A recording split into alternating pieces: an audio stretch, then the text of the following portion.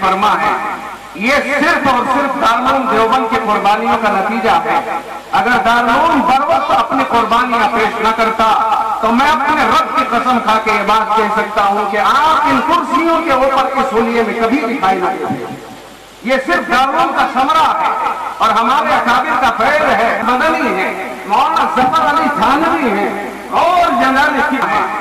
یہ صرف اور صرف دارالعلوم دیوبند کی قربانیوں کا نتیجہ ہے۔ اگر دارالعلوم بر وقت اپنی قربانیاں پیش نہ کرتا تو میں اپنے رب کی قسم کھا کے یہ بات کہہ سکتا ہوں کہ آپ ان کرسیوں کے اوپر اس حلیے میں کبھی دکھائی نہ دیتے۔ یہ صرف دارالعلوم کا ثمرہ ہے اور ہمارے اکابر کا فیض ہے، مدنی ہے، مولانا ظفر علی تھانوی ہے اور جنرل کتنے علماء ہیں اور کتنے اکابر ہیں، حضرت گنگوہی ہیں اور بڑے بڑے اکابر ہیں۔ بلکہ آپ دیکھتے ہیں کہ مرکز نظام الدین ہے، اس کی خدمات نمایاں ہیں، پوری دنیا کے اندر اس کا فیض ہے، عوام اور خواص اس کے فیض کا اعتراف کرتے ہیں۔ یہ چیز ہمارے سامنے تاریخ سے اندر محفوظ ہے اور عنایت فرمائی ہے۔ دارالعلوم آگے بڑھتا ہے اور سات سمندر پار سے آنے والی طاقت کا مقابلہ کرنے کے لیے فتاوی جاری فرماتا ہے۔ اس سے پہلے حضرت شاہ عبدالعزیز محدث دہلوی رحمہ اللہ تعالی فتویٰ صادر فرما چکے ہیں کہ ہندوستان دارالحرب ہو چکا ہے اور یہ دفن ہوئے ہیں اور انشاءاللہ قیامت کے دن بھی ہندوستان ہی سے اٹھیں گے۔ نعرہ تکبیر، نعرہ تکبیر، نعرہ کرام، یہ بات سمجھ میں آ جاتی ہے۔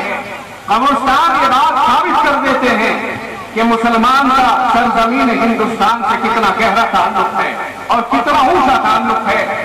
جو مرد اس زمین میں کھپ گیا اسے اس زمین ہی سے اٹھایا جائے گا، اور اس کا مطلب یہ نکلتا ہے کہ وہ اس سرزمین کے خمیر سے تیار ہوا تھا۔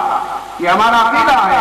سیدنا ابو ہریرہ رضی اللہ تعالیٰ عنہ کی روایت یہ ہے، منها خلقناكم وفيها نعيدكم ومنها نخرجكم تارة أخرى۔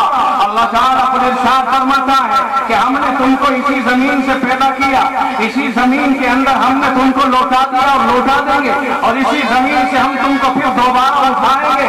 ہمارا یہ ذہن ہے۔ اور ابو ہریرہ رضی اللہ عنہ کی روایت ہے، آپ نے اس آیت کریمہ کی تفسیر میں یہ روایت نقل فرمائی، جناب رسول اللہ صلی اللہ علیہ وسلم کا فرمان کہ مٹی سے ہم کیسے بنے؟ فرمایا جس سرزمین میں اللہ کو دفن کرنا ہوتا ہے اسی سرزمین کی مٹی اور خاک منگوا کے ماں کے بطن کے اندر اور رحم کے اندر نطفے کے اندر ملا دیا جاتا ہے، اور باقاعدہ مٹی کے اجزاء کو ماں کے پیٹ میں پہنچایا جاتا ہے، ان اجزاء سے مرکب ہو کر کے انسان بنتا ہے، اور جس سرزمین کے اجزاء اس میں ملائے جاتے ہیں آلات کچھ بھی بنے اسی جگہ پہ جا کر کے وہ انسان دفن ہوگا۔ جو لوگ ہمارے بارے میں یہ سوچتے ہیں کہ ہم ہندوستان میں مثال کے طور پر اس حق کے اعتبار سے نہیں ہیں جس حق سے ہم اپنے آپ کو سمجھتے اور سمجھاتے ہیں، وہ لوگ غلط فہمی میں پڑے ہوئے ہیں۔ ہندوستان کی سرزمین پر ہمارا حق ہی نہیں، ہمارا جز ہے ہندوستان کی زمین، اور ہم ہندوستان کی زمین کے جز محسوس کرتے ہیں اپنے آپ کو۔ یہ ہمارے قبرستان ہمیں بتاتے ہیں کہ اجزاء تبھی تو اسی جز کے ساتھ میں شامل ہو گئے۔ بہرحال یہاں پر جب ایک غیر ملکی طاقت نے اپنے پنجے جمائے، اکابر دارالعلوم نے آگے بڑھ کر کے اسے للکارا، اور 1857 کے زمانے میں فیصلہ کن معاملہ اختیار کر لیا، اور دو محاذ آپ جانتے ہیں قائم کیے گئے۔ بدقسمتی سے دونوں محاذوں پر جس طرح سے کامیابی کا تصور کیا گیا تھا وہ کامیابی نہیں ہوئی۔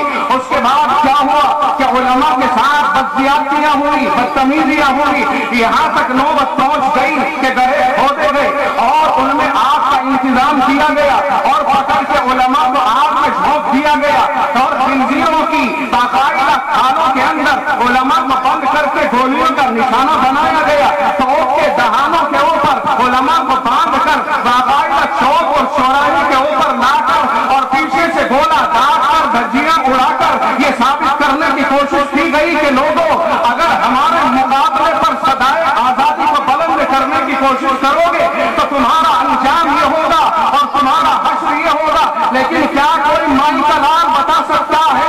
और आज मुल्क के ऊपर अपने हक के दावे को साबित करने की कोशिश करने वाले क्या ये साबित कर सकते हैं कि कोई एक आलिम ऐसा रहा हो, अकाबिर दारूल में से कोई एक ऐसा रहा हो जिसने अपनी जान को बचाने के लिए, अपनी जायदाद के तहफ़्फ़ुज़ के लिए, अपनी औलाद के तहफ़्फ़ुज़ के लिए एक कदम भी पीछे रखा हो और एक कदम भी पीछे हटाओ। मैं समझता हूं कि तारीख खान मारोगे, लेकिन कोई एक फर्द फरीद ऐसा नहीं मिलेगा जो अपनी जान को बचाने की खातिर और इस मुकाबले से पीछे हटा हो।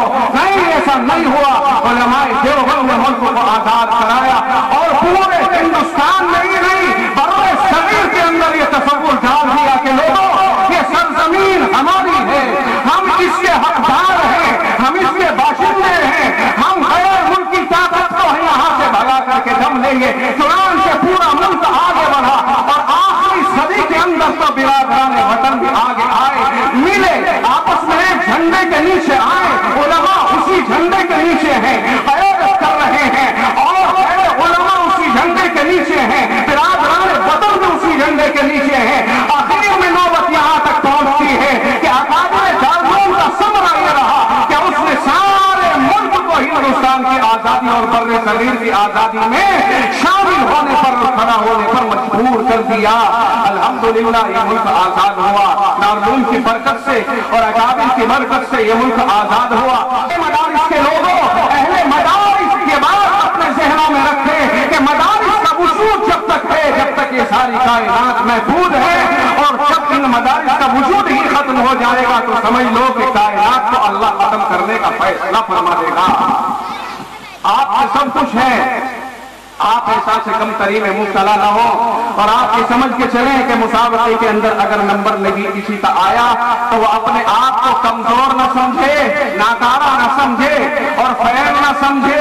आप पास हैं, ये इंतजाम का तकाज़ा है कि उसमें 3 आदमियों को बरतरी जाहिर की जाएगी, माँ बकिया को उसमें नीचे सा किया जाएगा 3 के मुकाबले पर, वरना दर हकीकत आप मुकाबले से हट करके कामयाब हैं और कामयाब इंशाअल्लाह कहेंगे। खुदावंद आलम आपको हमेशा कामयाब रखे। आप अपने हौसलों को हरगिज़ नीचे न उतारिए, आप अलग हौसला रहिए। औकाबिल रूह जब बेदार होती है जवानों में, औकाबिल रूह जब बेदार होती है जवानों में, नजर आती है उनको अपनी मंजिल आसमानों में। आपकी मंजिल और आपकी परवाज़ ये आसमान और आसमानों से ऊपर है। पहले साबित किया जा चुका है कि आपकी परवाज़ तो अर्श तक हो चुकी है और अर्श का मेहमान हमारे मुक़द्दर मुक़्तदा और जनाब रसूलुल्लाह सल्लल्लाहु अलैहि वसल्लम बनाए जा चुके हैं। इसलिए आप सर से कम तरीन में मुब्तला न हो, आपकी परवाज़ तो अर्श आज़म तक है। आप अल्हम्दुलिल्लाह हौसलों को बुलंद रखिए, आगे बढ़ते रहिए और आइंदा इस तरह के मुसाबकों में हो। और साथ मौलाना शोएब साहब को कि जिन्होंने आपको आगे बढ़ने के लिए मैदान फराहम किया है और इस मैदान के अंदर आपको आने का मौका इनायत फरमाया है।